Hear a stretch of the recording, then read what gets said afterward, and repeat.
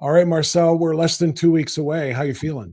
I feel wonderful. You know how I don't know how a marathon runner's supposed to feel at mile 25, but at 26.2, it starts to look really good. And with another 11 days left of early election voting in our season in Ohio, yeah, we're really sprinting, and it seems like the other side's running out of gas.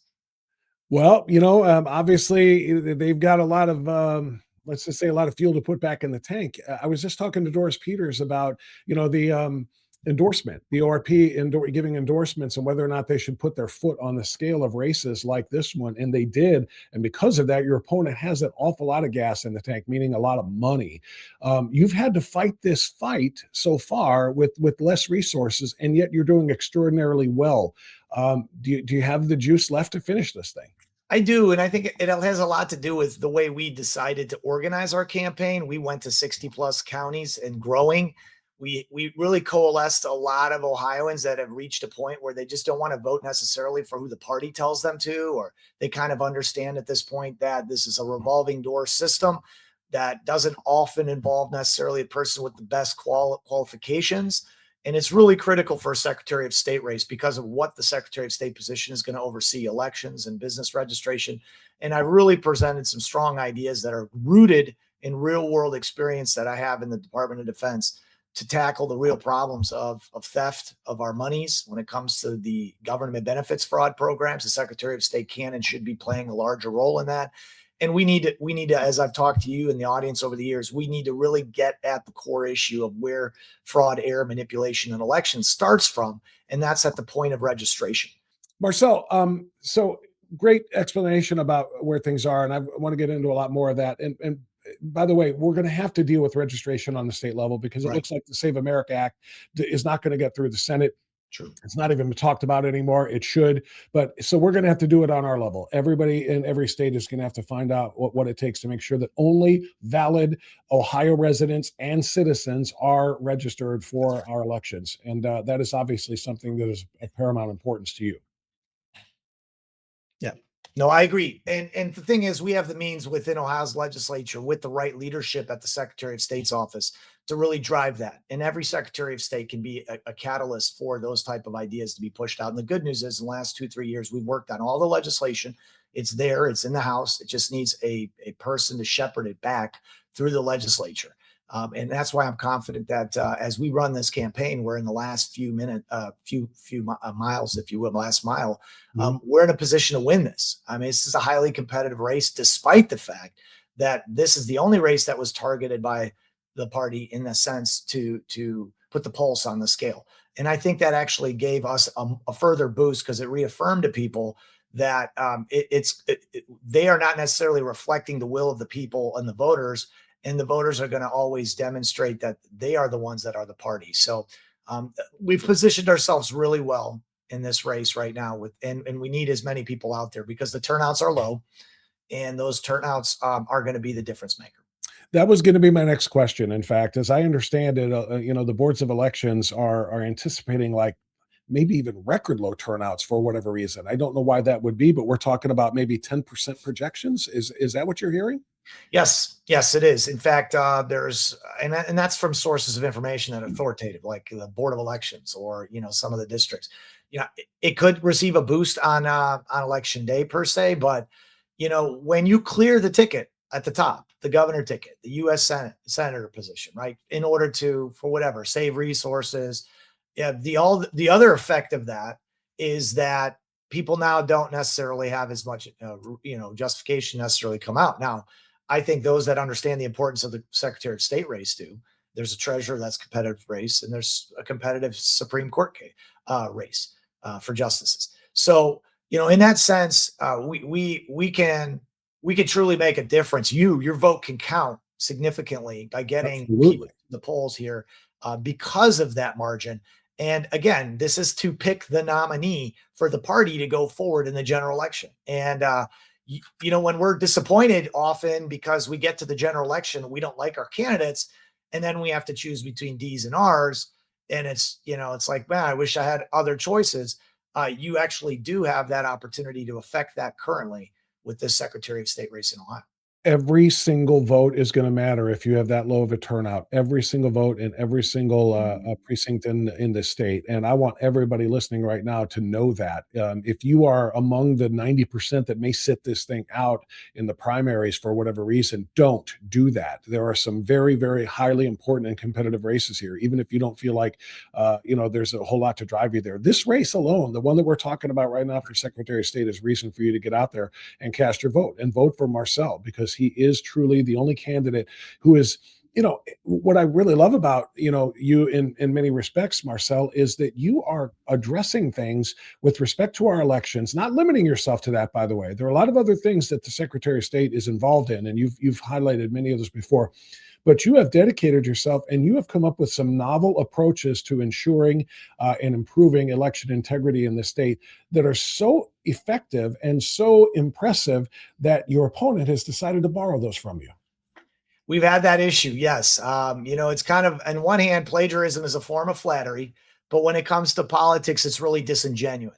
And I think I'm not the only one that's noticed it. As we've gone across the campaign trail over time, we went from saying all our Ohio elections are safe and secure and they're the gold standard, that was 6 months ago, to saying, yes, there is fraud and we have to get rid of drop boxes and we need proof of citizenship and I'm for paper ballots. And I'm glad that I've converted my opponent, except what I don't think is that a lot of Ohioans appreciate the fact that my opponent hasn't done any of those things in 8 years when he was in the legislature. Election security, election validity has never been a core issue of his.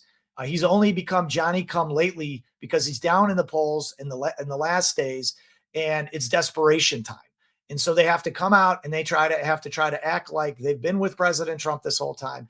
They've taken on all of these issues over time. And the reality is, 3 weeks ago, when I was presenting before the Ohio State Legislature to close the photo ID loophole for mail-in ballots, my opponent, the treasurer, was nowhere to be seen. He hasn't even gone out on record to say he's for closing that photo ID gap for mail-in ballots. So here he is telling people in audiences when he's out on the stump campaigning that he's for photo ID for all methods of vote casting, but he couldn't be anywhere to be found or be troubled to come out on record and support HB 577, a bill sponsored by Ron Ferguson, which would stop over 1 million Ohioans from being able to get away with casting their ballots by mail, which is a susceptible form of potential cheating, without needing a copy of a photo ID.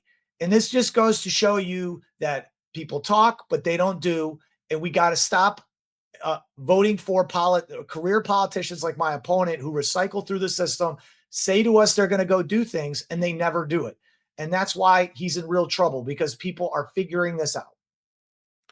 Marcell, I think it's extremely important to point out too that you have come up with a lot of innovation and a lot of ideas on how to improve elections in the state, and which you've done for the last 3 years or so, leading to your run.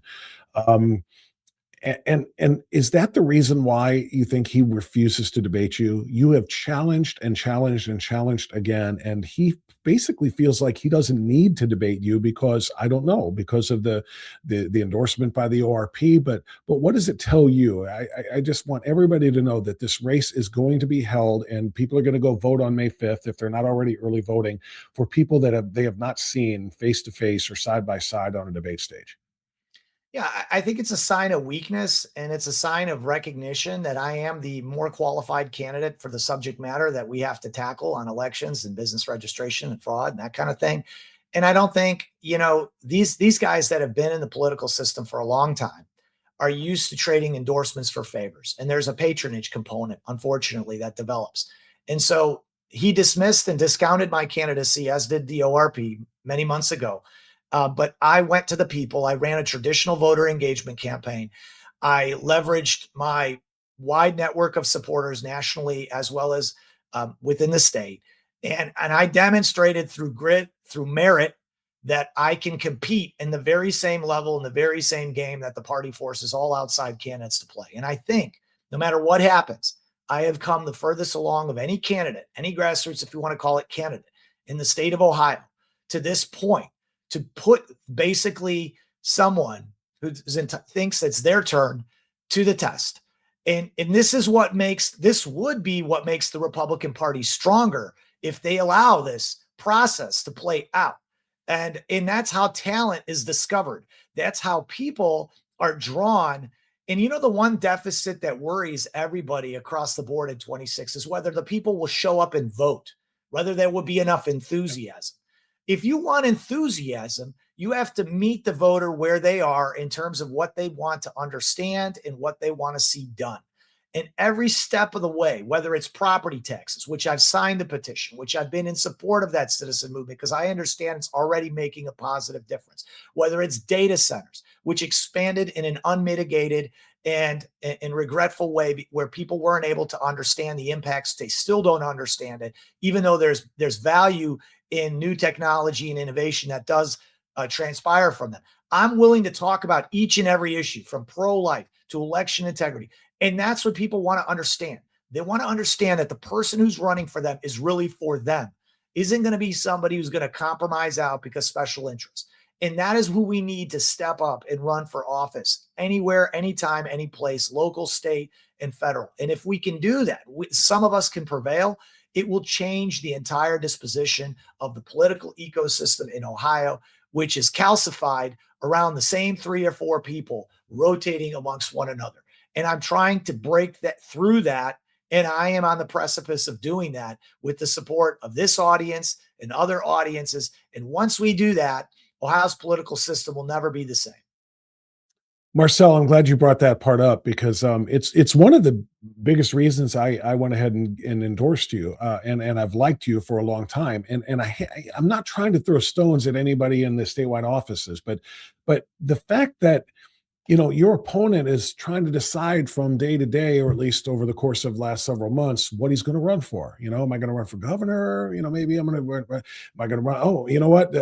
There's an endorsed candidate for governor. Maybe I'll try to be his LG or okay, well, this one's open. I'll run for that one. You have been singular of focus on the Secretary of State, on elections in particular. Again, you just listed a lot of the other things and your platforms are and your ideology is about, but specifically you have said this is the one job that you want because you're not trying to be a politician. You're not trying to start a career where you're working in a one job after another for a long time when it comes to elected offices. This is your one focus. And I think that's what will serve the people, the voters in particular of the state of Ohio best, as somebody who wants to be in this job, not just the one that's open now.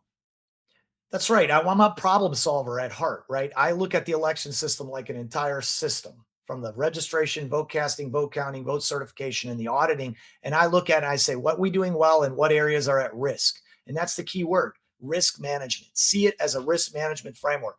And then if we need to change the process, we change the process. If we have to advocate for doing business a different way or laws, then we do that. But this is a fight. This is a fight for our country. Everything in terms of the transfer of power begins through your elections. And we have to ultimately put people in there that have a backbone that are going to take spears from all sides. I don't believe we're living in a day and age after a constitutional crisis ravaged our country for 5 years with open borders, and people lost confidence. Our institutions weaponized against the citizens themselves and through people who are law-abiding people in very difficult situations.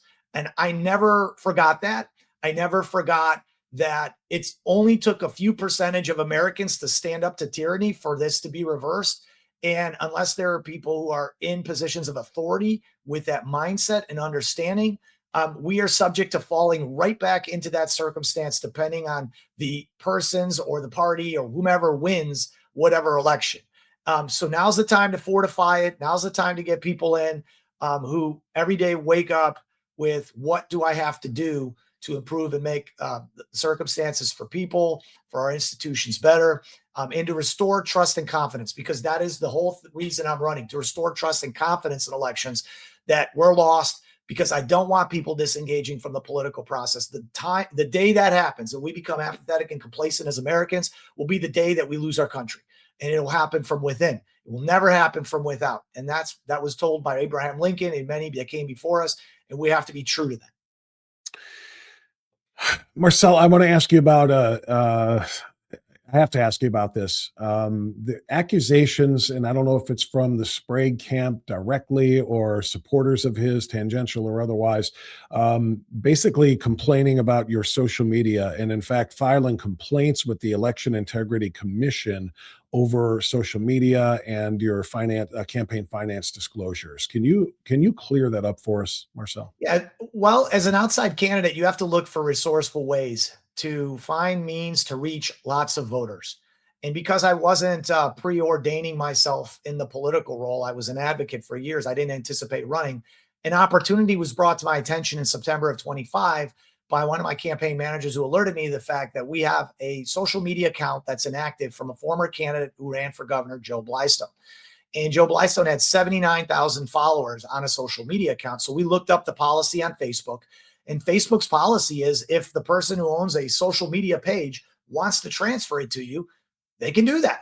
And so we looked at that from a legal perspective. There's nothing within Ohio law suggesting there's a value attributed to transferring an inactive social media page account.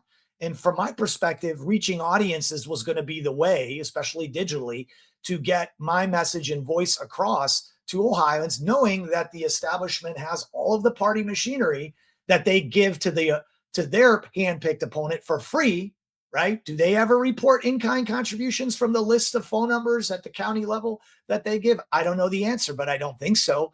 So what ended up happening is we had such great success on this social media page with tens of thousands of followers. We made millions of impressions, and it cost nothing because we didn't pay for any digital advertising on that account, which would be what you would have to report if we did do that. So we just found an ingenious way to get our voice stronger in the digital medium space. And that frustrated my opponent and the those that want to endear themselves to my opponent. So they filed a specious campaign finance complaint at the very last minute after early voting to try to basically throw my campaign off, to try to, who knows, run with a narrative that I'm under whatever investigation. And it didn't work. We responded to it in kind. And they have to change the law if they don't want people to do that. And it wouldn't surprise me if they did, to try to keep people out from ever competing on a one-on-one level basis. But these are the type of things that you have to have a good team. And I have a professional team. I report all my money. If I didn't, trust me, they would be on me, scrutinizing me so closely, especially because, again, I'm a outside challenger to the status quo system. So, this is going to continue, I presume, in the very last days. But, bottom line is they're grasping for straws. Whatever they're going to throw at me, Marcell's a former Democrat. That's nonsense. No one has a concept of that idea, never presented in that way here. Everything I'm doing is issue based, and whatever other things, I mean, we're prepared to smack all that down. If they had it, they would have dropped it. If they try anything in the last hour, it's because they're desperate and they know they're losing. And I think that's the reason why they dropped it. My phone has practically equal name ID to me. And if they had a good poll, they'd be presenting that poll, wouldn't they? I would think so. Senator, Vice President Vance, why didn't President Trump, why didn't all these entities endorse my opponent? Because they know that this is the candidate that can unseat this person. And they know that we have the people with us. And nobody wants to alienate the people for the general election. So the power is always going back to the people. And that is why we aligned ourselves to the people for the Secretary of State race. Speaking of the polls, then, Marcell, what is the latest because you're right. I think if he had a really good, favorable poll, it would be out. They'd be pushing it. I haven't heard anything. What are you pushing? Well, we had an 8-point lead, scientific poll, very reputable firm that was previously contracted by the Ohio Republican Party. That was late January. And I'm still aware of and hearing that there are some other polls as well that are showing us still in that lead, single digits. But all that can change on election night. So I don't want people to think that we got this. We don't have it unless, you get out and tell 10 people or more and you amplify the social media, which I'm very active in pushing out there, because that's going to be the difference maker in a very low turnout election. So again, we're within striking distance of a historic victory and upset for the people in the Secretary of State race. We would be the most assertive state when it comes to election integrity with me as your Secretary of State. Let's not blow this, Ohio. Let's send the proper message. Let's do it the right way. And I would be honored and privileged to earn your vote between now, if you would vote today, all the way up until May 5th, 2026. And Marcel, last question for you, and I appreciate all of this information. What are you going to do on election night? I'm going to be in Medina. I'm taking it all back to where it began in May. I'm big into symbolic gestures. That day, I was there with 120 people with John and Melanie Stolarski of Ohio Freedom Fighters. I had a wonderful introduction by you, Bob, which I can never forget. And it wasn't like it was easy to come and support me, right? You were just there to kind of introduce. You weren't endorsing or anything at the time. But I'm going to bring it publicly anyway. But I wouldn't have agreed to that if I didn't support you for this. As you know, I said to you on the air that you should run for Secretary of State. So, and that was my birthday. And so again, more symbolism. So I believe what you start, you finish, and I'm doing that for my volunteers. I want all my volunteers from across the state to come there. We have a watch party. We're going to have kids. We're going to have food. I even got some of my Croatian ancestry folks from Lake County up there who are bringing some Croatian dishes. I think, because I've gone to the Croatian Center up there, the American Croatian Lodge. So, we'll get some support from that community as well. So yeah, I'm going to do it the right way. I'm going to do it the classy way. We're going to have a great time, no matter what happens. But, I think God always favors those who pursue truth and who are strong-willed. Well, Marcel, I think we're going to talk again before Election Day. It's less than 2 weeks away now, but maybe the day before, just last second messages to get out there. And of course, early voting is going on right now. So if you don't want to wait until May 5th, go to your Board of Elections right now and make sure you cast your vote and cast it for Marcel. I think he is the right man for this job at this moment. And it's the only job that he wants. Again, he's not looking for another one. He's not deciding on which one he wants to run for. This has been his singular focus for a very, very long time now. And I think Ohioans would be best served by giving him that spot. Marcel, thank you for coming on as always. Tremendous job. Way to respond to the dirty tricks that sometimes are you liking politics? You've never been a politician until now. But you're seeing the dirty tricks that you've had to respond to, and some of the reporting you for this violation or that when there are no violations. How do you feel about politics now that you're in it? It doesn't dissuade me because I'm a goal and objective oriented person, right? And so I look at that as noise. I'm a signal guy. So I go to the signal, right? And the signal is what the people are asking me to do. And it's the hope and the prayers that many people across the state have levied toward me. So that is what drives and inspires me to go through this gauntlet, to get up and come home every other night at 12:30 or 1 a.m. driving from Eastern Ohio. And I've been doing that a lot, right? And so I get my 4 hours of Trump sleep. I wake up, I make breakfast for my kids in the morning. I take my daughter to the daycare, and then I just get right back into, what do we got to do next? Right. And I'm doing it pretty much using this and using, this and I'll tell you what, it's working, and don't try to fix what's already working. Right, Bob? Amen to that. Amen to that. Well, I'm glad that it hasn't dissuaded you yet anyway. So, Marcel, great work again, and we'll talk to you again soon. Thank you. Have a great day. Thanks, everyone.